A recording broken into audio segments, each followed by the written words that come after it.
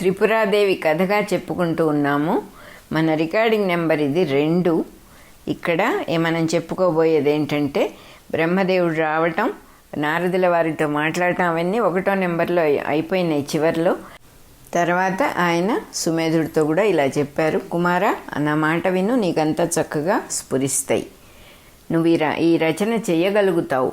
నువ్వు రాయటం మొదలుపెట్టిన తర్వాత ఒక్కొక్కటే నీ మనసులోకి చక్కగా ప్రసరించి నువ్వు ఆ రచన చేయగలుగుతావు. ఎలా మొదలు పెట్టాలి ఈ పుస్తకం అంటే, నువ్వు నీ గురువుగారైన భార్గవరాముణ్ణి నువ్వు సేవించటంతో మొదలుపెట్టి ఆయన దీక్ష ఇవ్వటం, ఆ దీక్ష నువ్వు చేస్తూ ఉంటే అమ్మవారు నీకు కనపడటం, అక్కడి నుంచి మొదలుపెట్టి ఫస్ట్ సన్నివేశంగా ఆ రచన, ఆ గ్రంథాన్ని మొదలుపెట్టేసేయి, ఆ పుస్తకాన్ని మొదలుపెట్టేసేయి.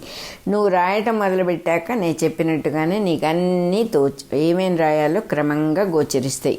ఒక్కొక్కటి అవుతున్న కొద్దీ నీ మనసులోకి వచ్చేస్తాయి. రోజుకు 4 అధ్యాయాల చొప్పున 36 రోజుల్లో దీన్ని పూర్తి చేసేసాయి నాయన. ఇది మహాత్మ్య ఖండము, జ్ఞానఖండం, చర్యాఖండం అనే 3 ఖండాలతో 12,000 శ్లోకాలతో రూపొందుతుంది అని చెప్పారు బ్రహ్మదేవుల వారు.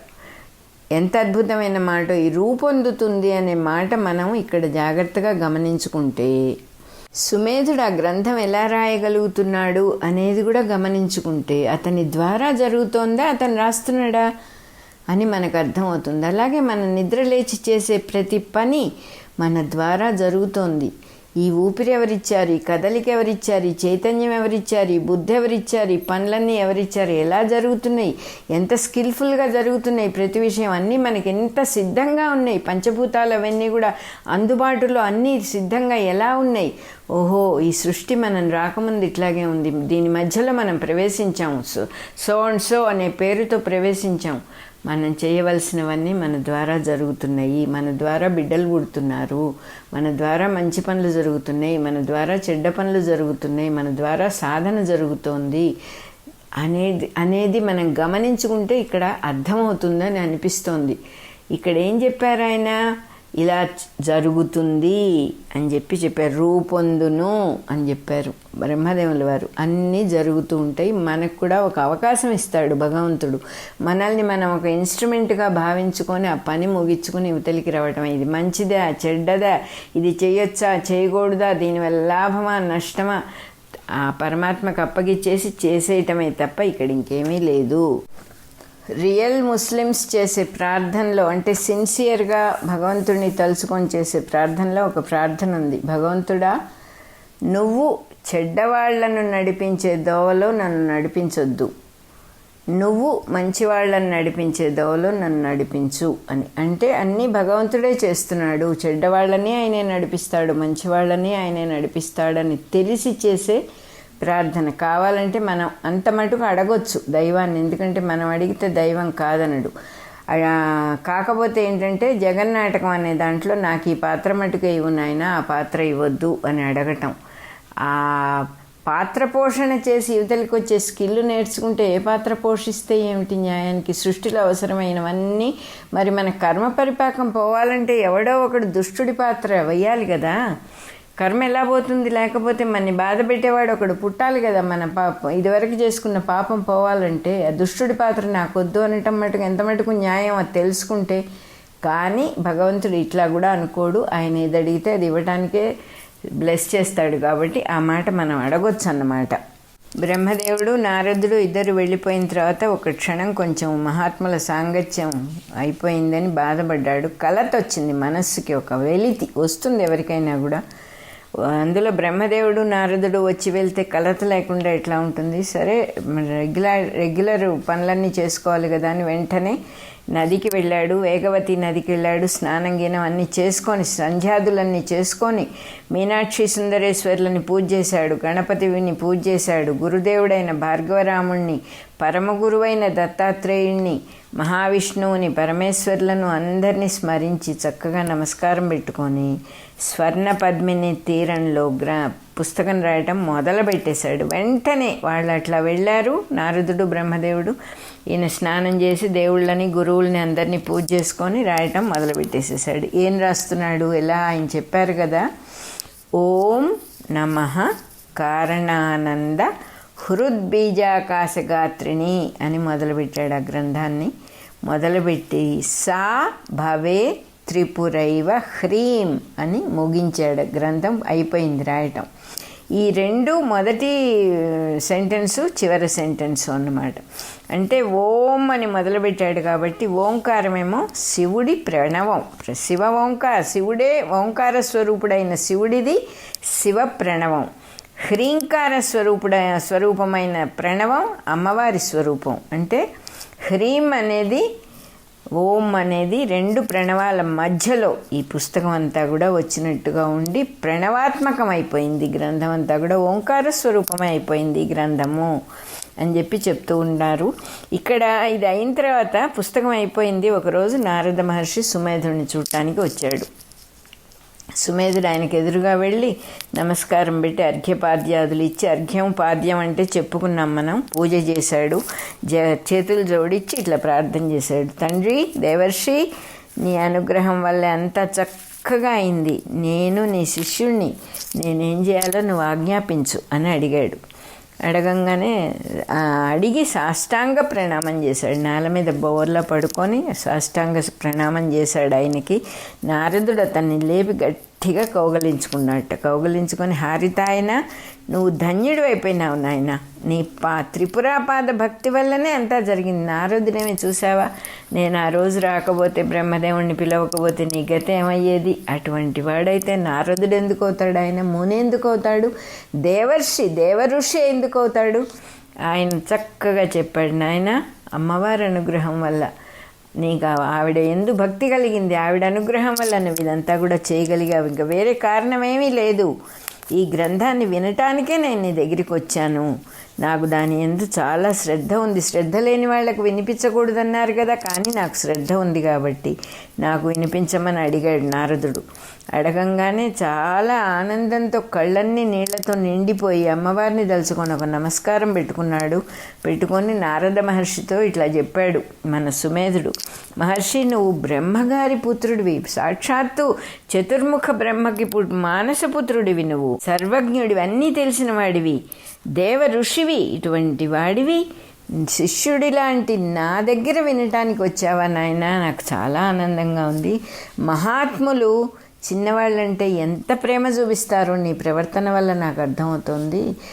ఏమాత్రం పిల్లలంటే ఎంతో మాత్సర్య రహితుల, ఏమాత్రం అసూయ లేకుండా, వీడు బొట్టిగాడు నిన్నగాక మొన్నొచ్చాడు, వీడేమిటి ఈ పుస్తకం రాయటం ఏమిటి అని చీదరించుకునే వాళ్ళని ఎన్నో విన్నాం మనం అటువంటి మాటలు.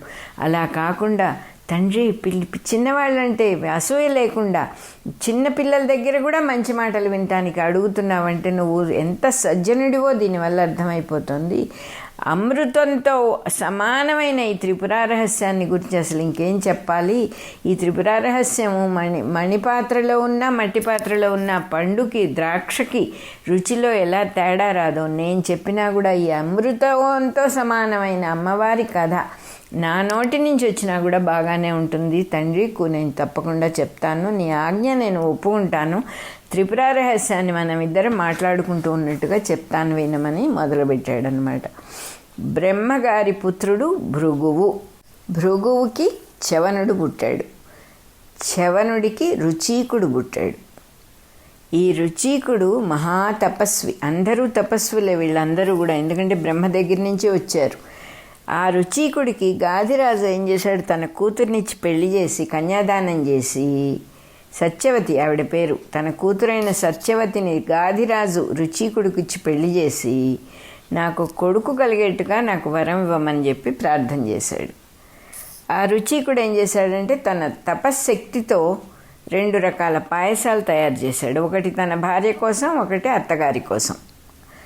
ఆ మామగారు అడిగాడు కదా నాకు కొడుకు కావాలని, అసలు అలా వచ్చింది సబ్జెక్టు. సో మంచి బ్రహ్మతేజపూర్ణమైన ఒక పాయసాన్ని తన భార్య కోసం, ఎందుకంటే వీళ్ళు బ్రహ్మవస్తువుని ధ్యానం చేసేవాడు ఋషులు అంటే, కాబట్టి తనకు ఋషులాంటి కొడుకే కలగాలి అని చెప్పి బ్రహ్మతేజాన్ని కలిగించే ఒక పాయసము. వాళ్ళు క్షత్రియులు కాబట్టి తన మామగారు క్షత్రియ తేజం బాగా ఉండేటటువంటి ఇంకో పాయసాన్ని 2 రకాలు తయారు చేసి తల్లికి కూతురికి అని చెప్పి ఇచ్చాడు ఆయన. ఇస్తే ఈ సత్యవతి తల్లి ఏం చేసింది, తన అల్లుడు కూతురికి ఎక్కువ మంచి విలువైన పాయసాన్ని చేసుంటాడు తనకంట అని ఒక భ్రమతో 2 పాయసాలు మార్చేసింది. తన పాయసం కూతురికి ఇచ్చి కూతురి పాయసం తన తీసుకుంది. కానీ ఈ విషయం రుచికుడు అన్నీ తెలిసిన వాళ్ళకి దివ్య దృష్టి ఉంటుంది. ఋషులు అంటే ఆయనకు అర్థమైపోయింది, ఇలా జరిగింది, పాయసాలు ఎక్స్చేంజ్ అయినాయి. మనమైతే ఏం చేస్తాం, ఇట్లాంటి పని చేయొచ్చా, మేము ఇట్లా చేసింది దీనివల్ల ఎంత అనర్థమో తెలుసా అని ఇట్లా మనుషులకి అట్రిబ్యూట్ చేస్తాం తప్పొప్పులు. వాళ్ళకి తెలుసు, ఓహో సృష్టిలో ఇలా జరగవలసి ఉన్నదా అని అనుకుంటారు అంతే. వాళ్ళు సృష్టి కార్యక్రమం ఇలా ఉన్నదా, ఎవరు రెస్పాన్సిబుల్ కాదు దీనికి. ఆవిడ రెస్పాన్సిబుల్ అని చెప్పాలంటే ఆవిడకి ఆ బుద్ధి ఎవరు పుట్టించారు? ఆ కార్యక్రమం నిర్విఘ్నంగా జరగటానికి ఎవరు సహాయం చేశారు? మరి ఏ ఇబ్బంది లేకుండా షీ కుడ్ ఎక్స్చేంజ్ ది పాయసాలు చేయగలిగింది కదా, ఋషి కాళ్ళ ఎదట చేయగలిగింది కదా. అంటే ఇది దైవ కార్యమే అని వాళ్ళకి అర్థమవుతుంది. ఏది జరిగినా సరే ఎవరో రెస్పాన్సిబుల్ అని ఋషులు ఎప్పుడు పొరపాటుగా అనుకోరు. ఓహో జరగవలసింది. అందుకే ఆయన కూడా సత్యవతితో మీ అమ్మ ఇట్లా చేసింది అని నిందించలేదు. ఆయన ఏం చెప్పారంటే పాయసాల ఎక్స్చేంజ్ జరిగింది, దానివల్ల ఏం జరుగుతుందంటే నీకు క్షత్రియాంతకుడైన కొడుకు పుడతాడు, మీ అమ్మకేమో బ్రహ్మ ఋషి పుడతాడు అని చెప్పాడు. చెప్పగానే చాలా బాధపడింది పాపం సత్యవతి. ఎందుకు బాధపడిందంటే అయ్యో తన భర్త ఇంత ఋషికి క్షత్రియాంతకుడైనటువంటి పిల్లవాడు పుడితే మరి బాధే కదా అని కాళ్ళ వెళ్ళ పడ్డది ఆయనకి. ఆయనకు అటువంటి నేచర్ లేదు, అటువంటి బాధ లేదు. ఎందుకు లేదంటే ఆయన ఋషికి జరిగేవన్నీ ఏది జరగకుండా ఉండవు, జరిగేవన్నీ పరమాత్మ ఆదేశాలే అని ఋషికి తెలుసు. సత్యవతికి అంత తెలియదు కాబట్టి బాధపడి ఆయన కాళ్ళ మీద పడి, తండ్రి నాయన మీరు దీన్ని తలుచుకుంటే, మీరు మహర్షులు, మీరు దీన్ని తలుచుకుంటే మీరు మార్చగలరు, నాకు క్షత్రియాంతకుడైన కొడుకు వద్దు, మీరు మా వరం ఇవ్వండి, నాకు అటువంటి కొడుకు నాకు పుట్టకుండా అని అడిగింది. భార్య మాట వినే సరే అలాగే అట్లయితే నీకు క్షత్రియాంతకుడు పుట్టడు, డోంట్ వర్రీ, కానీ నీ మనవడు క్షత్రియాంతకుడు అవుతాడు, క్షత్రియులందరినీ చంపేటటువంటి వీరుడు అవుతాడు అని చెప్తాడు ఆయన. అప్పుడు ఏమవుతుందంటే సత్యవతికేమో జమదగ్ని పుట్టాడు. ఆయన కూడా మహారుషి, క్షత్రియుడిగా పుట్టినా కూడా బ్రహ్మ ఋషి అయినాడు ఆయన కూడా ఈ పాయసం మహిమ వల్ల. వీళ్ళిద్దరూ ఇలా పుట్టారు. కానీ జమదగ్నికి పరశురాముడు పుట్టాడు. ఆయన క్షత్రియాంతకుడైన మహారాజు అయ్యాడు ఆ పాయస ప్రభావం వల్ల. ఆయన ఎంత క్షత్రియ నాశనం చేశాడో ముందు చెబుతారు మనకి. అది శ్రీరామచంద్రుడు వెళ్తూ ఉంటే ఆయనని కూడా ఎదుర్కొంటాడు ఈయన వెళ్ళి, ఈ పరశురాముడు. మనకందరికీ కూడా తెలుసు, ఆ కథ వస్తుంది ముందర. ఆయన ఎదుర్కొన్నందువల్ల శ్రీరామచంద్రుడి పరాజితుడవుతాడు, ఓడిస్తాడు ఈయనని. ఇంత మటుకు పరాజయము అంటే ఏమిటో తెలియదు పరశురాముడికి.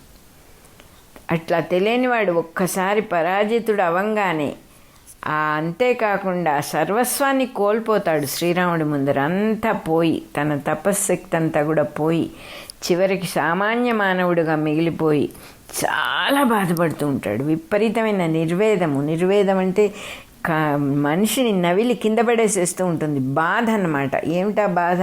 అయ్యో ఇలా అయిపోయింది, ఇంత పొరపాటు చేశానా నేను, ఇట్లాంటి పనులు చేశానా నేను మనుషుల్ని చంపానా, నాకు ఏమిటి సంపాదించాను దీనివల్ల అనేటటువంటి లోపల కోరికి పడేస్తుంది. అది మనల్ని నవిలి మింగేస్తూ ఉంటుంది ఆ బాధ. మనం చేసిన పొరపాటు మనం రియలైజ్ అయినప్పుడు చాలా బాధ. నిర్వేదము అన్నారు. నిర్వేదము అని ఎందుకు అనాల్సి వచ్చిందంటే ఆ బాధలో నుంచి ఆయన మంచి వైపు మరలుతాడు కాబట్టి, భగవంతుడి వైపు మరలించేటటువంటి బాధ అది. ఏదో బాధపడి సూసైడ్ చేసుకోవటం, బాధపడి పగబట్టి ఇంకొకళ్ళని బాధించటం కాదు ఇది. ఆ బాధ వల్ల తనను తాను ఉద్ధరించుకుంటాడు కాబట్టి అది నిర్వేదము అన్నారు ఇక్కడ. నిర్వేదంతో తిరిగి వస్తూ దోవలో సంవర్తుణ్ణి చూస్తాడు ఆయన. సంవర్తుణ్ణి చూసి ఒక్కటే మాట్లాడుతాడు, సంసార దుఃఖ పీడితుడినై ఉన్నా నేను, నాకు దయతో శుభమార్గాన్ని చూపించు అంటాడు. ఆయనకు అసలు సంసారం ఎక్కడుంది? మన దృష్టిలో సంసారం అంటే భార్య పిల్లలు, భర్త పిల్లలు కదా. పెళ్లి చేసుకోలేదే పరశురాముల వారు, ఆయనకి ఎవరు లేరే, మరి సంసార దుఃఖ పీడితుడిని అంటాడేంటి? సంసారం అంటే ఏమిటో మళ్ళీ ఇక్కడ ఇంకోసారి ప్రూవ్ చేస్తున్నారు. సంసారం అంటే మన మనసులో ఉన్న అభిప్రాయాలు, మన ఊహలు, మన ప్రవర్తన, మన యాటిట్యూడ్, ఇవన్నీ సంసారమే. ఇవేం అక్కర్లేదు, స్థిమితంగా హాయిగా ఉండొచ్చు. ఎవరి గురించి ఏ అభిప్రాయం మనం పెట్టుకోక్కర్లేదు. ఏ వస్తువు గురించి, ఏ పరిస్థితి గురించి ప్రతి దాన్ని అనలైజ్ చేసి దాన్ని ఒక క్యాప్సులైజ్ చేసి ఒక ఇది అని మనం ఏ రకమైన అభిప్రాయాలు, కంక్లూజన్స్ చేసుకోక్కర్లేదు అని ఇక్కడ అర్థం చేసుకోవాలి. మన సంసార దుఃఖ పీడితుండైనా ఆయన ఏమిటి బాధపడుతున్నాడు, ఆయన అయ్యో ఇలా చేశానే, అయ్యో ఇలా జరిగిందే బాధ, అదంతా సంసారమే. నాకు మంచి మార్గాన్ని దయతో చూపించిన ఆయన అని సంవర్తుని అడిగాడు. అడిగితే ఆయన ఆత్మతత్వం అంతా చక్కగా చెప్పాడు సంవర్తుల వారు. త్రిపురాదేవి యొక్క అనుగ్రహం వల్ల నీకు అన్నీ అర్థమవుతాయి నాయన, కానీ ఒక్కసారి విన్నంత మాత్రాన ఇది నీకు లోపలికి గట్టిగా పట్టుకోలేవు, దీన్ని కొత్త కదా నీకు కూడా. అందువల్ల గురువర్యుడైన దత్తాత్రేయుల వారు పక్కనే ఉన్నారు, ఆయన ఆశ్రయించు అని చెప్పేసి వెళ్ళిపోయాడు. ఆదేశించి ఆజ్ఞ చేశాట ఆయన, నువ్వు గురువర్యుడి దగ్గరికి వెళ్ళు అని చెప్పి సంవర్తుడు వెళ్ళిపోయాడు. వెంటనే భార్గవరాముడు అంటున్నారు. భృగు వంశం నుంచి వచ్చినవాడు కాబట్టి మనం చెప్పుకున్నాం కదా, బ్రహ్మగారి పుత్రుడు భృగువు, భృగు పుత్రుడు చవనుడు, చవనుడి పుత్రుడు రుచీకుడి మనవడు పరశురాముడు, రుచీకుడు కొడుకు జమదగ్ని కొడుకు పరశురాముడు. అందువల్ల భార్గవుడయ్యాడు ఆయన, భార్గవరాముడు. దత్తాత్రేయుని దగ్గరికి వెళ్ళిపోయి ఆయన్ని శరణు వేడాడు, తండ్రి నన్ను రక్షించు అని. ఆయన కూడా దత్తాత్రేయుల వారు కూడా భార్గవుడికి త్రిపుర రహస్య మహత్యం అంతా బోధించి మంత్ర దీక్ష ఇచ్చారు. ఆ దేవి ఉపాసన అంతా, అమ్మవారి ఉపాసన అంతా ఎలా చేయాలో అదంతా చెప్పారు. భార్గవుడు 12 సంవత్సరాలు చక్కగా త్రిపురాదేవిని ఉపాసించి సిద్ధి పొందాడు. కావలసిన సిద్ధిని పట్టుకున్నాడు ఆయన. దత్తగురువు గారు అప్పుడు దేవీ తత్వాన్ని, దేవి చర్యా విధానాన్ని కూడా ఇంకా ఫర్దర్ ఏమేం చేయాలో ఆత్మతత్వాన్ని అన్నీ కూడా ఉపదేశం చేశారు ఆయన. ఇట్లా భగవంతుడైన దత్తాత్రేయుడు భార్గవుడికి ఉపదేశించిన ప్రకారం అలాగే స్టార్ట్ చేసి సుమేధుడు నారదుడికి కథ అంతా చెప్పడం మొదలుపెట్టాడు అనమాట. ఇలా జరిగింది, దత్తాత్రేయుల వారు మా గురువుగారికి ఇదంతా ఉపదేశించారు, ఆయన నాకు చెప్పారు అని ఇలా చెప్పుకుంటూ వచ్చాడు. తర్వాత త్రిపుర రహస్యాన్ని గురు శిష్య పరంపరతో లోకంలో త్రిపుర రహస్యం చాలా ప్రసిద్ధమైంది. ఫస్ట్ నారదుడికి చెప్పాడు, వినేవాడు ఫస్ట్ శ్రోత నారదుడు, ఫస్ట్ వింటున్నవాడు నారదుడు, ఫస్ట్ వక్త చెప్పేవాడు సుమేధుడు అయ్యారు ఇక్కడ. ఆ తర్వాత ఇది శిష్యులందరికీ కూడా సుమేధుడు బోధించటం, వాళ్ళ శిష్యులకు చెప్పటం, నోటితోనే ఒకళ్ళ నుంచి ఒకళ్ళకి మొత్తం ఈ శాస్త్రం అంతా లోకంలో చాలా ప్రసిద్ధమైంది, గ్రంథంగా రాలేదు.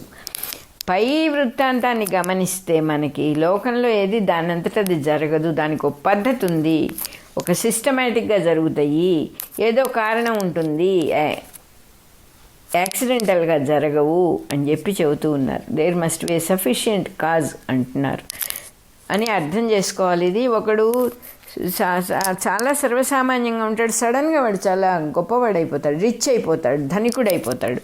ఒకడు అద్భుతమైన గ్రంథం రాస్తాడు సడన్గా, ఒకడు ఇంకో మహా తెలివితేటలతో ఎన్నో మంచి పనులు చేస్తాడు. సడన్గా జరుగుతూ ఉంటాయి ఇవన్నీ వాళ్ళ జీవితంలో.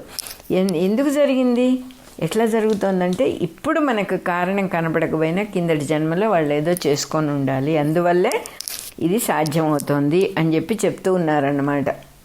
మనం సుమేధుడి సంగతే తీసుకున్నా కూడా ఏమి తపస్సు చేశాడు అతను, మిగతా ఋషులందరితో కంపేర్ చేస్తే చాలా తక్కువ తపస్సు అతను చేసింది. కానీ కిందటి జన్మలో అంతకుముందు అసలు ఏం తపస్సు చేసుకున్న తను మహాభక్తుడైన అలర్కుడయి మహాభక్తుడైన సుమంతుడికి కొడుకుగా పుట్టాడో, ఆ కాస్త 5 ఏళ్ల లోపలే ఐ అని ఆ బీజాక్షరాన్ని జపం చేసినట్టుగా స్మరిస్తూ ఉన్నాడే. ఏదో పుణ్యం ఉండి వెనకాల వాళ్ళని అలా మంచి పనులు చేసేటట్టుగా నెడుతుంది, అంతేగాని అకారణంగా ఎవడు ఏది చేయడు అని చెబుతూ ఉన్నారు. మనిషి జన్మకు కారణమైనటువంటి విషయం ఎప్పుడు పాపము పుణ్యము రెండిటితో కలిసే ఉంటుంది అంటున్నారు. మనిషిగా పుట్టడానికి ఏదో ఒక కారణం వచ్చింది. అది ఏంటంటే కర్మఫలం. కొంత కర్మ చేసుకున్నందువల్ల మనిషి జన్మ వచ్చింది. ఆ మనిషి జన్మ ఎట్లా ఉంటుందంటే తప్పకుండా పాపము పుణ్యము కలిసిందే మనిషి జన్మ. అందులో ఎలా జరుగుతుందిట, పాప ప్రారబ్ధం, పాపం ఎక్కువగా ఉన్నప్పుడు పుణ్యాన్ని పక్కన నెట్టి పడేసేస్తుందిట. అందువల్లనే 5 ఏళ్లకే పిల్లవాడికి జబ్బు చేసి చనిపోవటం అనేది అందువల్ల జరిగింది. అది ఎప్పుడైతే అయిపోయిందో, మనం అర్థం చేసుకోవాల్సిన విషయాలు ఎన్నో ఉన్నాయి ఇక్కడ. అయిపోవలసిన విషయాలు అయిపోవడమే కరెక్ట్. అయ్యో పిల్లవాడు పోయాడే కాదు, వాడి పాప ప్రారబ్ధం అయిపోవటం. ఇక్కడ మనం రెండో యాంగిల్ ఉంది దీనికి, ఇంకో కోణం కూడా చూడొచ్చు మనం. ఆ పాపం అంతా అయిపోయి మంచి జన్మగా వచ్చింది తనకి. హారితాయన వంశంలో పుట్టడమే కాకుండా భార్గవరాముడికి శిష్యుడయ్యాడు. పూర్వజన్మలో కొరతంతా తీరేట్టుగా కావాల్సినంత చక్కగా శ్రీ విద్య ఉపదేశం పొంది దేవి అనుగ్రహానికి పాత్రుడై కమ్మగా జీవితాన్ని సార్థకం చేసుకున్నాడు. యోగి అనేక జన్మల్లో సంసిద్ధుడవుతాడు, అప్పుడే పరమగతి పొందుతాడు అని గీతలో భగవంతుడు చెప్పిన మాటకి కరెక్ట్గా సుమేధుడి జీవితమే కరెక్ట్గా ఎగ్జాంపుల్ అవుతుంది అంటున్నారు ఇక్కడ. అట్లాగే అంతేకాకుండా అర్థమైనా కాకపోయినా కూడా రామాయణం, భారతం, భాగవతం అవి పారాయణ గ్రంథాలుగా చదువుతూ ఉండాలి. ఇప్పుడు ఎట్లా అయితే ఒక్క అక్షరం సుమేధుడికి ఎంత సహాయం చేసింది అర్థం తెలియదు. ఐ అనే ఒక్క అక్షరంతో అతని జన్మ సార్థకం అయిపోయింది. అలాగే ఆ పుణ్యగ్రంథాల్లో, ఆ పురాణాల్లో ఉన్న అక్షరాలే మనకు సహాయం చేస్తాయి. అందువల్ల అర్థమైనా కాకపోయినా పారాయణ అనేది తప్పకుండా చేయటం మంచిది. అది ప్రిస్క్రైబ్డ్ అన్నమాట అని చెప్పి చెబుతున్నారు. సుందరాకాండ పారాయణ మొదలైనవి కూడా ఇందుకే వచ్చినాయి అంటున్నారు. ఈ జన్మలో చేసుకున్న పనికి ఈ జన్మలోనే చేసుకునే సాధనం కారణం కాదు. అంటే ఇప్పుడు నిన్న నేను ఫలానా వాళ్ళకి భోజనం పెట్టానండి, అందుకే నాకు ఇవాళ ఈ మేలు జరిగింది అని అలా ఉండదు. ఈ జన్మలో చేసుకున్నవి మళ్ళీ జన్మ రావాల్సి వస్తుంది మనకి. ఆ టైం గ్యాప్ ఉంటుందన్నమాట. అంటే అవి మెటీరియలైజ్ అవ్వాలి కదా. మనము మన కర్మ పరిపాకం చేసేవాళ్ళు కలిసి పుట్టడం అనే ప్రాసెస్ ఒకటి ఉంది. ఇప్పుడున్న వాళ్ళు ఆ పార్ట్ చెయ్యలేరు. ఇప్పుడున్న వాళ్ళ బ్లూ ప్రింట్ వేరుగా ఉంది. ఇప్పుడు నేను కర్మ కొత్తగా చేశాను, ఒక మంచి పనో చెడ్డ పనో కొత్తగా చేసినప్పుడు దాని తాలూకు రియాక్షన్కి సరిపోయేవాడు ఒకడు పుట్టాలి. వాడు పుట్టడమే కాదు, వాడి కర్మ కూడా తీరాలి దాంతో. ఎంత బ్యూటిఫుల్ క్రియేషన్ అసలు ఇది. అందువల్ల ఈ జన్మలో అవ్వదు, వచ్చే జన్మలో అవుతుంది, ముందు జన్మల్లో అవుతుంది. ఇప్పుడు చేసిన పనికి ఫలితం మంచి కానీ చెడు కానీ ముందు జన్మల్లో అవుతుంది అంటానికి అదన్నమాట కారణం. తర్వాత అట్లా జరుగుతుంది అంటానికి మనకు పరశురాముడు, విశ్వామిత్రుల వాళ్ళ వృత్తాంతాలన్నీ కూడా దృష్టాంతరాలే. అవే ఎగ్జాంపుల్స్. అవన్నీ కూడా చదువుతున్నాం కదా వాళ్ళ జీవితాలు ఎలా ఉన్నాయని. ఈ జన్మలో చేసుకున్నది ఆ జన్మలోనే ఫలించటం అనే ప్రాసెసే లేదు ఇక్కడ అసలు. పరశురాముల వారు శివుణ్ణి ఆరాధన చేసి మంచి ధనుర్విద్య అంటే బాణం వేయటంలో అద్భుతమైనటువంటి నైపుణ్యం, స్కిల్ నేర్చుకొని క్షత్రియులనే వాళ్ళందరినీ చంపేసి మహారాజు అయ్యాడు. దానికంతా కథ ఉంది, అదంతా వస్తుంది ముందు. దీనికంతటికీ కారణం ఏంటి?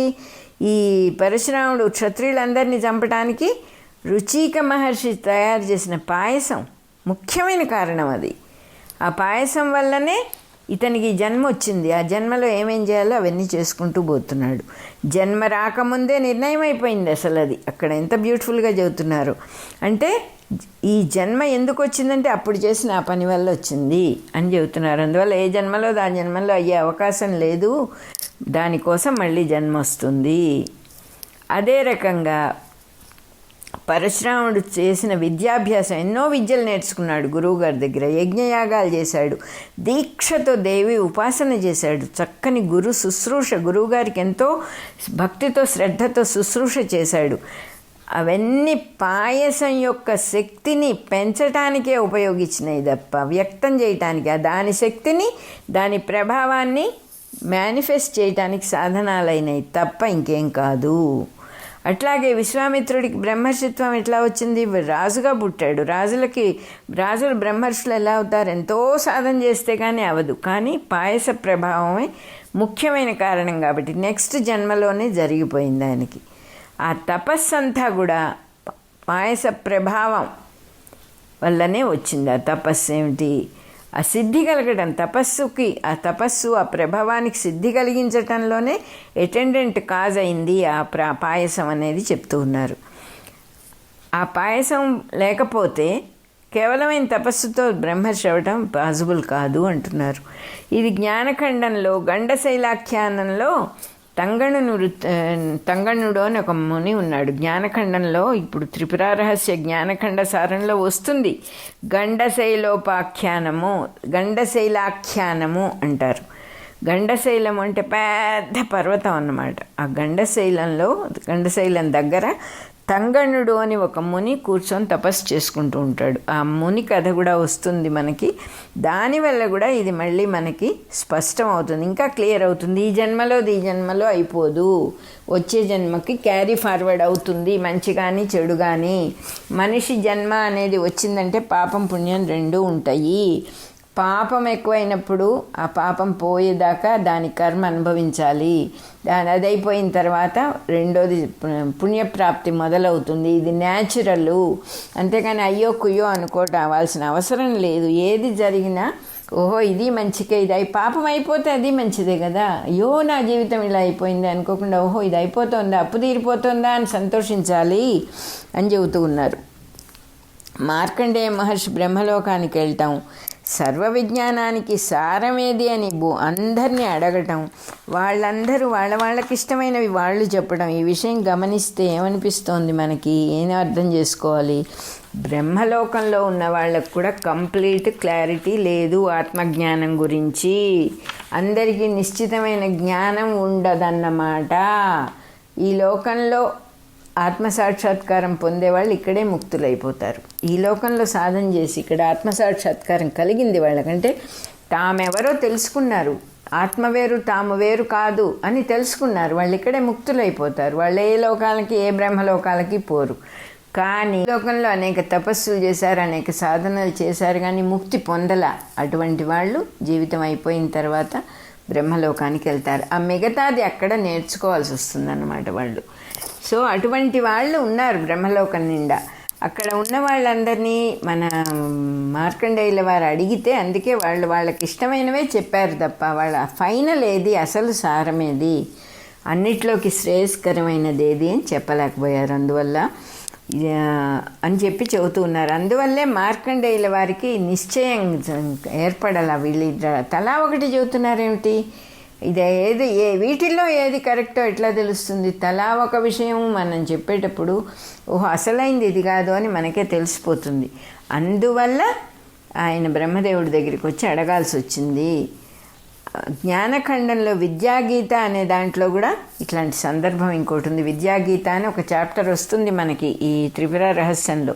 దాంట్లో కూడా ఇట్లాంటి సందర్భం ఒకటి ఉంది అని చెప్పి చెప్తూ ఉన్నారు. మన త్రిపురాదేవి కథలో 2వ భాగం అయిపోయింది, సెకండ్ రికార్డింగ్ అయిపోయింది.